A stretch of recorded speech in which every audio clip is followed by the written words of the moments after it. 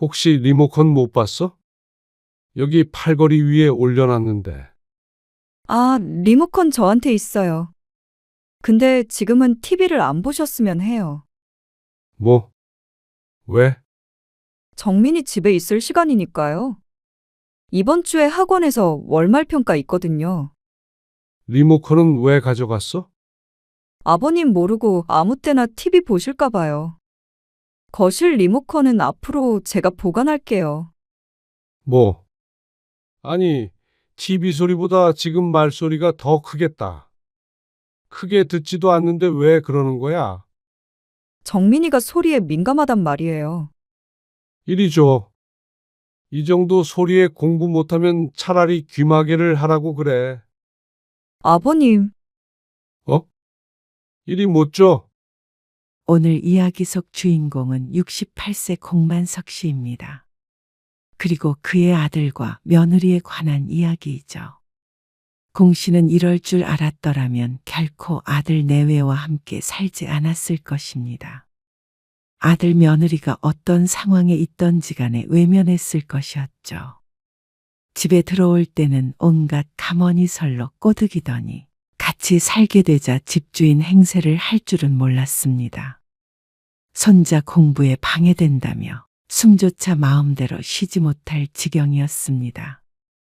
하루의 마무리를 9시 뉴스로 하는 공 씨는 생활 패턴에 큰 변화가 생겼습니다. 급기야 TV 리모컨까지 가져가며 이래라 저래라 하는 며느리. 내 집에서 TV 하나 마음대로 못 보는 게 말이나 되나 싶었습니다.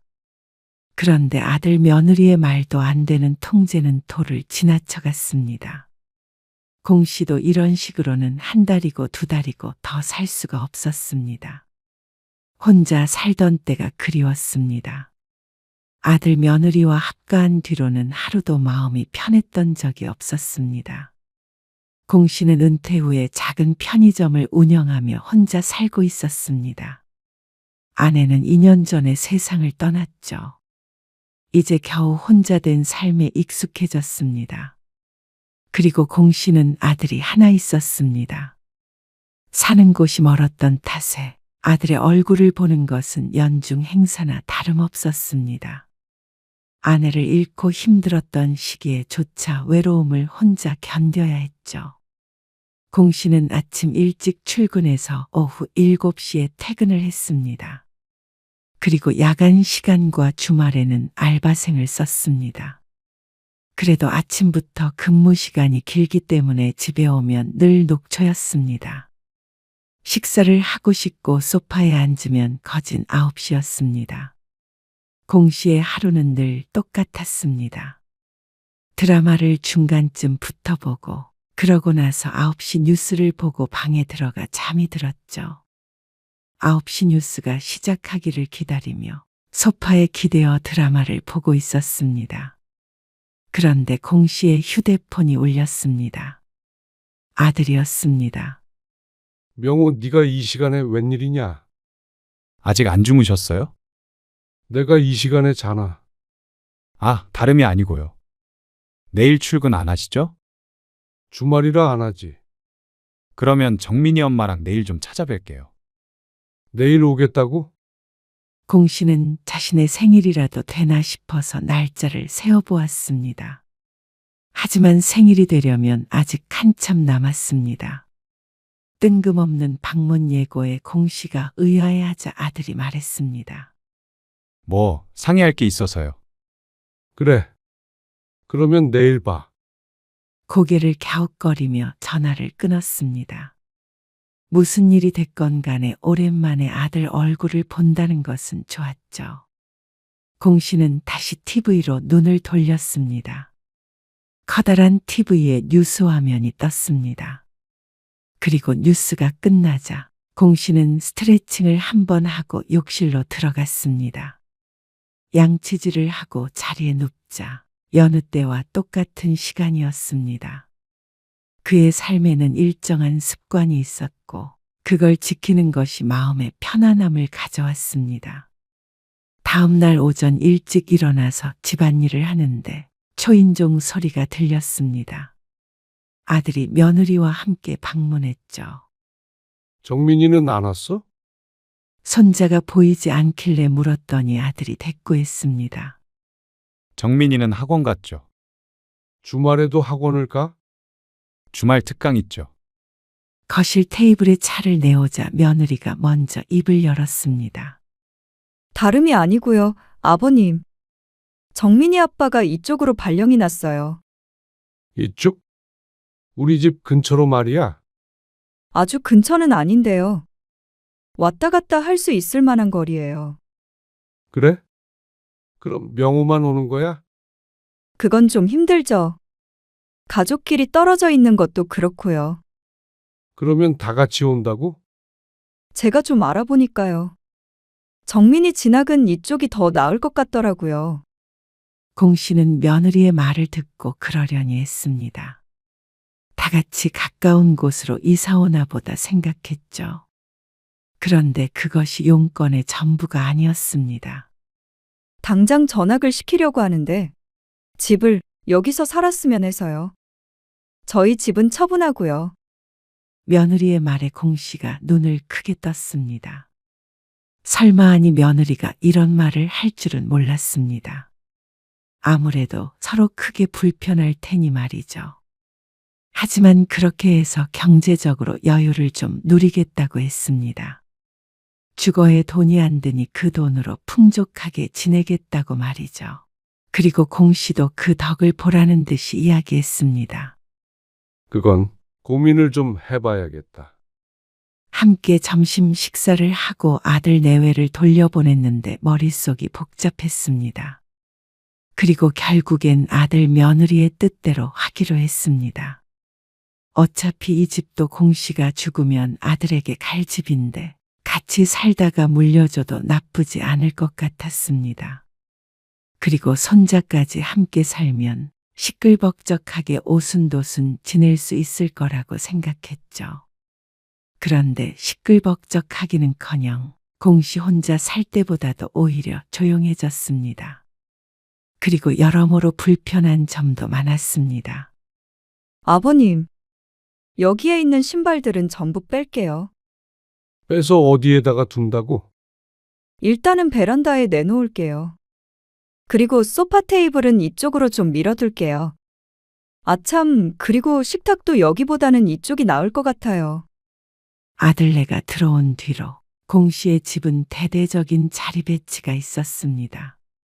그리고 소파나 냉장고도 아들네가 쓰던 것으로 교체되었죠.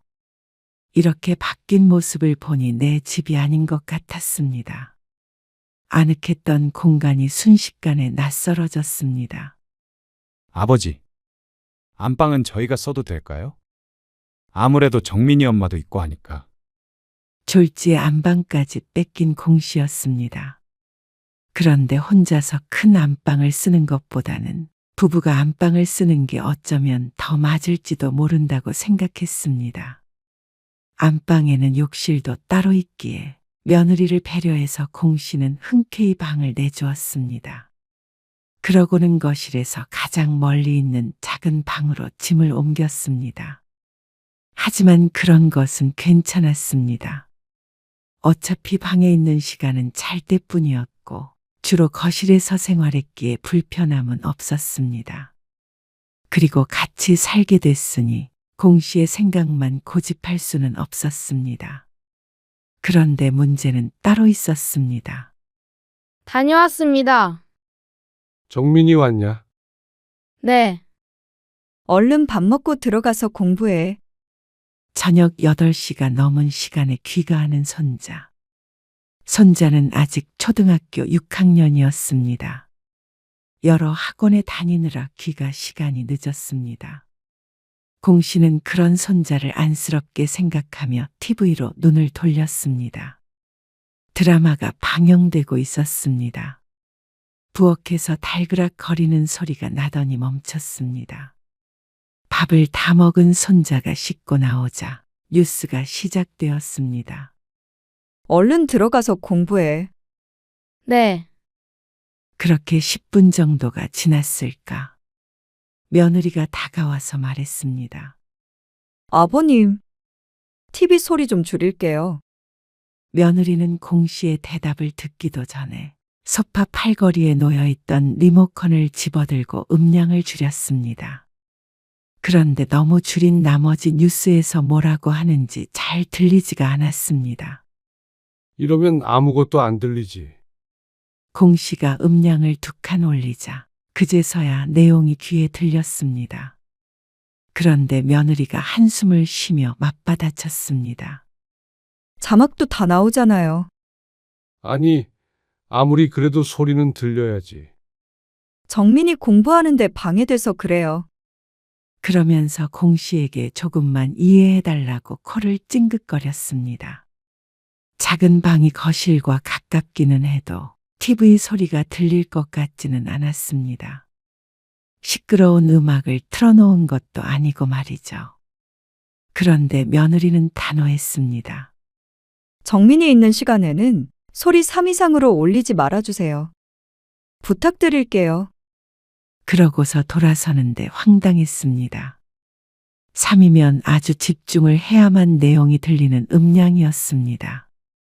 평소에는 10 이상으로 키워서 들으니 차이가 많이 났습니다.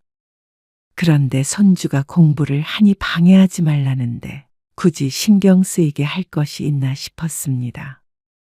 그러던 어느 날이었습니다. 주말에 소파에 앉아서 TV를 보고 있는데 며느리가 다가와 말했습니다. 아버님, 곧 정민이 와요. 그래? 학원 끝났나 보지? 네, TV 소리 좀요. 아, 공 씨가 며느리의 눈치를 보고 TV 소리를 줄였습니다. 드라마를 보는데 드문드문 안 들리기도 해서 답답했죠. 그래서 TV를 그냥 꺼버리고 방에 들어가서 낮잠을 잤습니다. 1시간쯤 자고 일어나 나왔는데 거실이 조용했습니다. 각자 방에 들어가 있는 듯 했습니다. 귀가한 손자는 방에 들어가 나올 생각이 없어 보였습니다. 공 씨가 주변을 두리번거렸습니다. 소파 부근을 살피는데 찾는 물건이 보이지 않았습니다. 그때 때마침 안방 문이 열리고 며느리가 나왔습니다. 혹시 리모컨 못 봤어? 여기 팔걸이 위에 올려놨는데. 별 생각 없이 물었습니다. 혹시나 봤나 싶어서 말이죠. 그런데 뜻밖의 대답이 돌아왔습니다. 아, 리모컨 저한테 있어요. 며느리가 실수로 가져갔나 싶었습니다. 그런데 그게 아니었습니다. 지금은 TV를 안 보셨으면 해요. 뭐? 왜? 정민이 집에 있을 시간이니까요. 이번 주에 학원에서 월말 평가 있거든요. 리모컨을 왜 가져갔어? 아버님 모르고 아무 때나 TV 보실까 봐요. 거실 리모컨은 앞으로 제가 보관할게요. 뭐?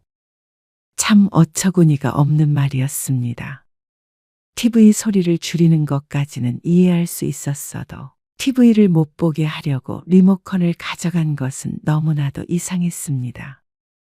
아니, TV 소리보다 지금 말소리가 더 크겠다. 크게 듣지도 않는데 왜 그러는 거야? 정민이가 소리에 민감하단 말이에요. 이리 줘. 이 정도 소리에 공부 못하면 차라리 귀마개를 하라고 그래. 아버님, 어? 이리 못 줘. 이번엔 공 씨도 물러나지 않았습니다. 손자 공부가 공 씨도 중요하지만 그렇다고 며느리의 행동이 이해가 가는 건 아니었습니다. 너무 과한 면이 있었고 공 씨가 집에서 쉬면서 가장 즐기는 시간이 바로 이 TV를 보는 시간인데 그걸 방해받으니 기분이 좋지 않았습니다. 공 씨가 강하게 나가자 며느리도 더는 우기지 못하고 리모컨을 내밀었습니다. TV를 켜자 며느리의 표정이 일그러졌습니다. 소리까지 올려버릴까 하다가 똑같이 유치해질 것 같아서 냅뒀죠. 그런데 며칠 뒤에 더욱 황당한 일이 있었습니다. 퇴근해서 집에 오니 거실에 책상이 나와 있었습니다. 거실창에 붙여놓았는데 손자의 것 같았습니다. 이게 뭐야? 먼저 와 있는 아들에게 묻자 아들이 대꾸했습니다. 아, 이거 정민이 책상이에요. 이제부터 거실에서 공부한대요. 뭐? 거실에서? 네. 정민이 엄마가 어디서 봤는데 거실에서 공부하는 게 효율이 더 높다고 했대요. 생활소음도 좀 있고 하면 기억이 더 잘 난다나. 하지만 그 소리를 들으니 며느리가 자신을 골탕 먹이려고 이런 짓을 벌인 것인가 생각이 되었습니다. 뜻대로 하지 않으니 화가 나서 말이죠. 하지만 그렇다고 보기엔 손자의 공부를 중요하게 생각하는 며느리가 괜히 거실에서 공부하도록 하진 않았을 거라고 여겼습니다. 그날 공 씨와 손자가 동시에 각자 자리에 앉았습니다. 손자는 거실 책상 앞에, 그리고 공 씨는 소파에 말이죠. 그런데 그 모습을 보고 며느리가 기가 막힌다는 듯 물었습니다. 아버님, 뭐 하세요? 9시 뉴스 보려고 그런다. 정민이 공부하는 시간이에요. 시끄럽죠. 생활소음인지 뭔지가 좋다며. 생활소음은 그런 게 아니고요. 사람 지나가는 소리나 물소리, 뭐 이런 거죠. TV 소리는 과해요. 앞으로 9시부터는 TV 시청 금지예요. 정민이 아빠도 마찬가지고요. 공 씨에게 과한 것은 며느리였습니다. TV도 못 보게 할 거였으면 거실로 책상을 옮길 때 적어도 한 번쯤은 공 씨와 상의를 해야 했던 것 아닌가 싶었습니다. 일방적인 통보에 말문이 막혔습니다. 보통 8시 반쯤부터 TV를 보는데 9시부터 시청 금지라면 공 씨 보고 TV를 아예 보지 말라는 것과 같았습니다. 그런데 아들이 그 옆에서 며느리를 거들었습니다. 그래요, 아버지. TV 보는 옆에서 애가 집중이 되겠어요? 저도 안 볼게요. 아니, 그러면 뉴스를 어떻게 보라는 거야? 그리고 너는 원래 TV를 안 보잖아. 에이, 뉴스는 8시에도 하는데 뭘 그러세요? 하지만 공 씨도 공 씨만의 생활 습관이 있었습니다. 그걸 완전히 무시하는 행동이었습니다. 아침 일찍 출근하시니까 일찍 주무세요. 그걸 왜 너희 마음대로 정해? 정민이 때문에 그런 거니까 조금만 이해해 주세요. 이제는 손자의 이름만 들어도 경기를 일으킬 것 같았습니다. 그놈의 정민이. 초등학생 아이를 아주 잡는 것 같았습니다. 거기에 말이라도 보태면 자신의 양육 방식이 있네 어쨌네 해가며 한참을 설교하는 며느리. 같이 살면 살수록 공 씨는 며느리에게 질려갔습니다. 그러면 정민이 오면 거실에서 아무것도 하지 말라는 소리야. 아무것도 하지 마시라는 게 아니고요. TV는 좀 그렇다는 거죠. 그럴 거면 책상을 방 안에다 두는 게 맞지 않아? 거실이 혼자 쓰는 공간도 아니고 말이야. 이렇게 해야 공부 잘하고 있는지 제가 보기도 하고 그러죠. 요새는 이렇게 하는 집도 많아요. 전교 1등 공부법이래요. 방에서 공부하면 전교 1등 못한다 그래. 에이, 아버지. 정민이 위해서인데 TV 하나 포기 못하세요? 공 씨는 같이 살면서 아들네와 서로 맞춰가야 한다는 건 각오를 했었습니다. 하지만 이렇게까지 공 씨의 공간에서 공 씨를 밀어낼 줄은 몰랐습니다. 막무가내로 거실을 아이의 공부방처럼 만들어버리겠다는 말에 화가 안 날 수가 없었죠. 그럼 내 집에서 내 맘대로 TV도 보지 말라는 거야? 내 집이라고 하시면 저희 서운하죠. 방 안에 TV 넣어드린다니까요. 공 씨는 좁은 방 안에서 TV를 보고 싶진 않았습니다. 소파도 없었고 말이죠. 그런데 한마디 더 하려던 찰나에 손자와 눈이 마주쳤습니다. 연필을 들고 어떻게 해야 할지 몰라 당황한 눈치였습니다. 손자를 앉혀놓고 그 앞에서 실랑이를 하고 있으니 눈치가 보일 수밖에요. 공 씨는 하려던 말을 삼켰습니다. 뱃속에서 올라오는 화를 눌러 삼켰죠.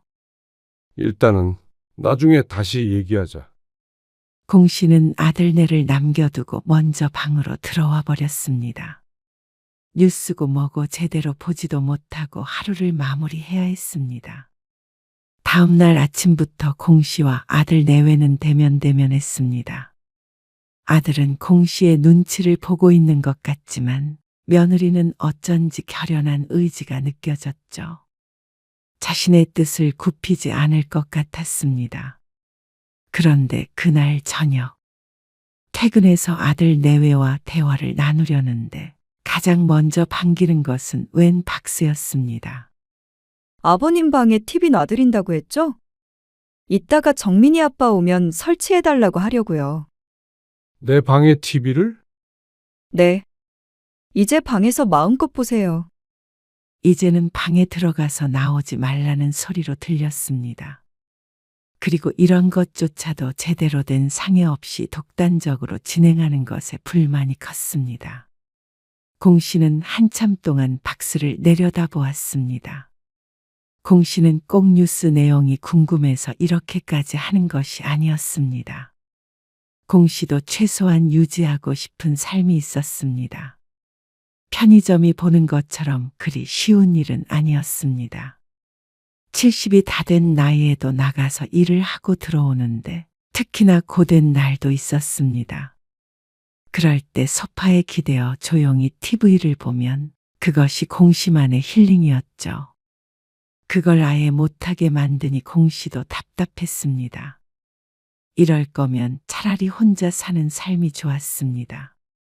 누구의 눈치도 보지 않고 마음대로 살아도 되니 말이죠. 모든 것을 아들 며느리에게 맞춰야 하는 삶은 고달팠습니다. 하지만 공 씨는 아무 말 하지 않았습니다. 아들이 퇴근해서 공 씨의 방에 TV를 설치할 때조차 옆에서 가만히 지켜보았습니다. 공 씨만 방에 들어가면 모든 게 다 평화로운가 싶으니 포기를 하게 되었습니다. 이제 와서 아들 내보고 나가라고 할 수도 없고 그렇다고 손자가 공부한다는데 옆에서 방해할 수도 없었습니다. 며느리도 나름대로 중간 지점을 찾으려고 노력했구나 생각하자 싶었습니다. 그래서 공 씨는 그날 이후로 TV는 방에서 혼자 보게 되었습니다. 이게 차라리 낫네. 음량에 신경 쓰지 않아도 되고 며느리나 손자 눈치를 안 봐도 되니 차라리 방에 있는 게 더 나은 점도 있었습니다. 분명히 그랬습니다. 하지만 몇 달 뒤 주말이었습니다. 저희 좀 나갔다 올게요. 이따가 정민이 오면 숙제하고 있으라고 전해주세요. 그래. 알았다. 손자가 학원 가고 없는 시간. 공 씨는 거실에서 TV를 보고 있었습니다. 거기에다가 아들네도 외출한다고 하니 들뜨기까지 했습니다. 주말에 이렇게 아들네가 외출하면 그제서야 숨통이 트이는 것 같았습니다. 그런데 그렇게 즐기던 시간도 잠시였습니다. 1시간쯤 지나자 학원에 갔던 손자가 돌아왔습니다. 가방을 거실 책상에 올려놓길래 공 씨가 TV를 끄고 자리에서 일어났습니다. 정민아, 엄마가 숙제하고 있으라더라. 네. 그렇게 전하란 말만 전하고 공 씨는 방으로 들어갔습니다. 손자 공부하는데 괜히 방해가 될까봐 문도 살금살금 닫았습니다. 그리고 방 안에서 TV를 보고 있다가 잠이 들었습니다. 그런데 거실에서 소란스러운 소리가 나길래 잠에서 깼습니다. 며느리의 목소리가 들렸죠. 문을 열고 나가자 어느새 돌아온 것인지 아들과 며느리가 보였습니다. 시간은 꽤나 흐른 상태였습니다. 너 정신이 있는 거니 없는 거니? 내일 단어 시험 아니야? 맞아요. 그런데 TV를 보고 있어? 핸드폰 압수했더니 TV를 보는 애가 어디 있어? 친구들이 뭐? 친구들이 꼭 보라고 해서. 그런다고 하라는 공부는 안 하고 몰래 TV를 봐? 주말에 TV 좀 본다고 아이를 너무 나무라는 것 같았습니다. 그런데 아들은 그런 모습을 잠자코 지켜보기만 했습니다. 아무리 양육 방식이라는 게 있다지만 며느리는 너무했습니다. 너 이번에 시험 하나라도 틀리기만 해봐. 아주 그냥 핸드폰도 아예 없애버릴 거야. 며느리의 말에 손자가 울먹거리는 게 보였습니다. 공 씨가 며느리를 좀 말려야겠다 생각했을 때 다음 말이 공 씨의 기분을 건드렸습니다. 여보, 거실에 TV 없애버려. 아무튼간 진작에 없앴어야 하는 건데. 괜히 아버님 때문에? 뭐, TV를 없애? 그제서야 며느리가 공 씨를 돌아보았습니다. 멈출만도 하지만 며느리는 계속 씩씩거렸습니다. TV를 몰래 본 것이 이렇게까지 할 일인가 하는 생각이 들었습니다. 네. 어차피 저희도 TV 잘 안 보는데. 정민이 교육을 위해서 없애야겠어요. 보는 시간을 정해주거나 하면 되지. 그래봤자 몰래 볼 수 있잖아요. 거실에 TV가 아예 없으면 어떡해? 나도 보는데. 그러자 며느리가 한숨을 쉬며 말했습니다. 꼭 공 씨를 한심하게 생각하는 것 같았습니다. 아버님, 어차피 방에 TV 놓아드렸잖아요. 지금 아버님 TV 보는 게 중요해요? 애 미래가 달린 일인데. 그 말투에 공 씨도 기분이 상했습니다. 내일 TV 없앨게요. 정말 뭐가 다 이렇게 맘대로야? 아버님, 내 집 거실에 있는 TV를 왜 마음대로 떼? 냅둬라. 방에서 보시면 되잖아요. 아, 거실에서 볼 거야. 어린애도 아니고 왜 이러세요? 정민이 교육 때문이라니까요? 자식 교육을 어떻게 하든지는 마음대로 해라. 나도 내 방식대로 생활할 테니까. 공 씨는 그렇게 말하고 난 뒤에 곧장 TV를 틀었습니다. 아버님, 이러면 정민이가 엄마를 얼마나 우습게 보겠어요. 그런 건 모르겠고. 앞으로 내가 거실에서 TV 보는 거에 참견하지 말어. 그러자 며느리가 황당한 표정을 지었습니다.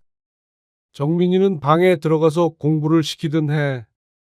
그거에 대해선 충분히 설명드렸잖아요. 거실은 다 같이 쓰는 공간인데 애 공부방으로 만든 것 자체가 이기적인 거 아니냐? 아버님은 친손자 일인데도 이해 못 해주세요? 고작 TV 하나 때문에 이러시는 게 이해가 안 가요. 그리고 자꾸 내 집 하시는 것도 서운하고요. 그럼 여기가 내 집이지 너희 집이야? 앞으로는 뭐라든 나하고 상의하고 결정해. 아버지, 왜 이러세요? 정민이 엄마 섭섭하게. 너는 네 처 섭섭한 것만 생각하고 애비는 신경도 안 쓰지? 왜 그런 말씀을 하세요? 앞으로는 나도 너희 배려 같은 거 안 하고 살 거야. 그리고 집에서 큰 소리 내지 말어. 공부가 어쩌고 저쩌고 하더니 지들이 제일 시끄러워. 공 씨가 TV 음량을 높이며 말했습니다. 애도 일찍 재워라. 그런다고 공부를 잘하냐? 키도 안 크겠다. 며느리가 기가 막히다는 듯이 헛웃음을 흘렸습니다. 공 씨는 못 들은 척하고 TV에 집중했습니다. 속이 다 시원했습니다. 진작에 이럴 걸 그랬다는 생각이 들었습니다. 배려를 해주면 그게 배려인 줄도 모르는 아들 내외가 괘씸했습니다. 그런 자식에게 공 씨도 굳이 희생을 할 필요를 못 느꼈죠. 그렇게 다음 날이 되어 출근을 했는데 발걸음이 가벼웠습니다. 오늘부터는 누가 뭐라고 그래도 공 씨의 일상을 되찾을 생각이었습니다. 그런데 퇴근하고 보이는 광경에 할 말을 잃었습니다. 거실에 TV가 걸려있던 자리가 휑했습니다. 턱이 빠질 듯한 공 씨를 보고는 며느리가 새침하게 말했습니다. 어제 말씀드린 대로 TV는 떼버렸어요. 이해하시죠? 공 씨는 아무런 대꾸를 하지 못했습니다. 어쩜 이런 경우가 다 있나 싶었습니다. 공 씨가 어떤 반응도 보이지 않자 며느리는 공 씨가 상황을 받아들였다고 생각하는 듯 했습니다. 뜻대로 된 것 같아서 뿌듯한 표정까지 지었습니다. 하지만 공 씨는 다른 생각을 하고 있었습니다. 다음 날 공 씨는 출근을 하지 않았습니다. 할 일이 있었죠. 화장대는 어디로 옮길까요? 안방에 있는 건 전부 이 작은 방으로 옮겨주세요. 그리고 욕실에 있는 것도 옮겨주시고요. 공 씨는 손가락으로 물건들을 일일이 가리키며 말했습니다. 손가락이 가리키는 물건들은 전부 아들과 며느리의 것이었습니다. 전부 손주의 방으로 옮겨졌습니다. 그리고 공 씨의 물건들은 다시 안방 안으로 들어갔죠. 아들 며느리가 퇴근해서 집에 돌아왔을 때 한바탕 난리가 났습니다. 며느리는 거의 비명을 질렀습니다. 이게 다 무슨 일이에요? 너희 짐 다 빼놨으니까 가지고 나가라. 뭐라고요? 2번 말해야 알아듣는 거야. 갑자기 그게 무슨 말씀이세요? 나도 불편하고 너희도 불편하니까 우리는 같이 살 이유가 없는 것 같다. 아니, 갑자기 이러는 법이 어디 있어요? 내 집에 얹혀 사는 걸 허락한 거지. 너희 맘대로 주인 행세하라고 한 적 없어. 아버님, 아버지, 너희 가져가기 좋게 내가 여기에다가 다 넣어놨으니까 그대로 들고 나가기만 하면 돼. 아들 며느리는 충격을 받은 듯 했습니다. 집 다시 사서 가면 되잖냐? 너희도 나 때문에 괜히 불편했을 텐데. 아니, 집 한 돈이 그대로 있겠어요? 전세로 가야 한다고요. 그게 그대로 있든 없든 너희 사정이고. 이제 내 집에서 나가줘라. 정말 이러실 거예요? 이거는 저희뿐만이 아니라 정민이한테도 못할 짓 하고 계신 거예요. 정민이한테 못할 짓 하고 있는 게 누군지 좀 더 생각해 보는 게 좋겠다. 뭐라고요? 이제 나도 자식이고 뭐고 맘 편히 내 삶 좀 되찾아보자. 아들 며느리가 화가 난 듯 따졌지만 공 씨는 마음을 바꾸지 않았습니다. 아들 부부도 짐을 그대로 두고 생활할 수도 없었죠. 냉장고랑 소파랑 저희가 이사 올 때 들고 온 거 다시 들고 갈 거예요. 그러면 새 걸로 다시 사나? 내 거 버린 건 너희였으니까. 혹시나 들고 가기만 해봐라. 절도범으로 신고해 버릴 테니까. 아들은 어처구니 없어 했습니다. 하지만 공 씨는 눈 하나 깜빡하지 않았습니다. 아들은 분한 듯 보였습니다. 그러다가 또 하루 뒤에는 사과를 했습니다. 저희가 아버지 마음 상하게 했다면 죄송해요. 죄송해요. 아버님, 저는 다 잘해보려는 마음에 그런 거였어요. 저희 사정 아시잖아요. 집 한 돈으로 어딘가에 투자를 한 모양이었습니다. 그래서 전세도 대출을 많이 끼고 가는 듯 했죠. 하지만 공 씨는 더는 신경 쓰지 않기로 했습니다. 이런저런 사정 다 봐주다 보니 결국 이 모양 이 꼴이 되었습니다. 공 씨도 학습 능력이 있었습니다. 똑같은 일을 반복하고 싶은 생각은 없었습니다. 상황이 좋지 않다 뿐이지 막말로 깡통차고 거리에 나앉는 것이 아님을 알고 있었습니다. 그러니 공 씨도 죄책감 같은 건 갖지 않기로 했습니다. 저희 이렇게 나가면 다시는 안 와요. 아시죠?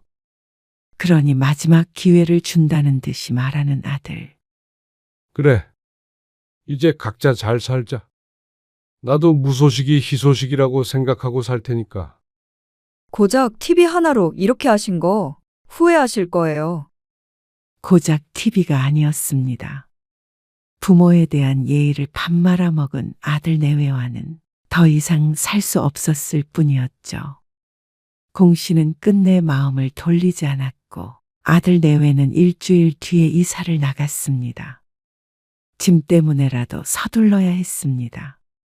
공 씨는 그제서야 평화를 되찾은 것 같았습니다. 이렇게 맘 편하게 있어 본 게 언제였는지 기억도 나지 않았습니다. 이래서 자식과의 합가는 위험한 것이구나 생각했습니다. 평생 다르게 살았던 사람이 함께 살 수 있는 건 부부밖에는 없는 듯 했습니다. 공 씨는 앞으로도 며느리와는 다시 잘 지낼 수 없을 것 같았습니다. 며느리도 그럴 테지만 말이죠. 그리고 아들도 마찬가지였습니다. 이번 일로 아들에게 크게 실망하게 되었습니다. 적어도 몇 년간은 아들에게서 소식이 없어도 전혀 서운할 것 같지 않았습니다.